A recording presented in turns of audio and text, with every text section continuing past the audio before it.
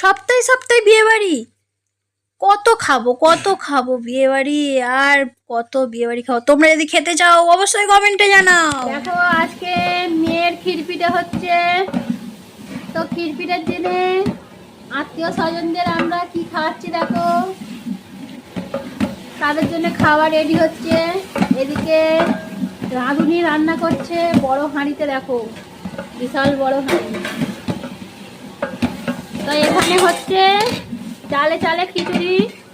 Actually চালে চালে খিচুড়ি নয়, খিচুড়ির সঙ্গে অনেক কিছুই হবে।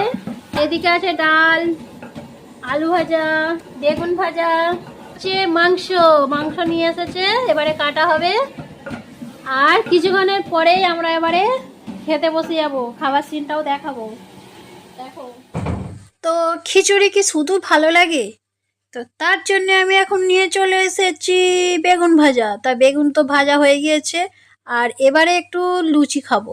তো শুধু শুধু খিচুড়ি খেতে ভালো লাগে, একটু লুচিও তো খেতে হবে। আর তার সঙ্গে আমি খিচুড়ির সঙ্গে খাবার জন্য একটু আলু ভেজে নিয়েছি, আর এদিকে বেগুন ভাজা আলু ভাজা, এইদিকে গরম গরম ফুলকো ফুলকো লুচি। তো কার কার গরম গরম ফুলকো ফুলকো লুচি খেতে ভালো লাগে অবশ্যই কমেন্ট করে জানাবে তোমরা।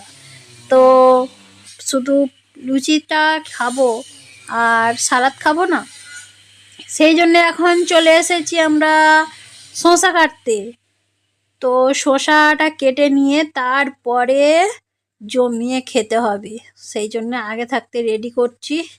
তো চলো টাটা, আবার নেক্সট ভিডিওয় দেখা হবে।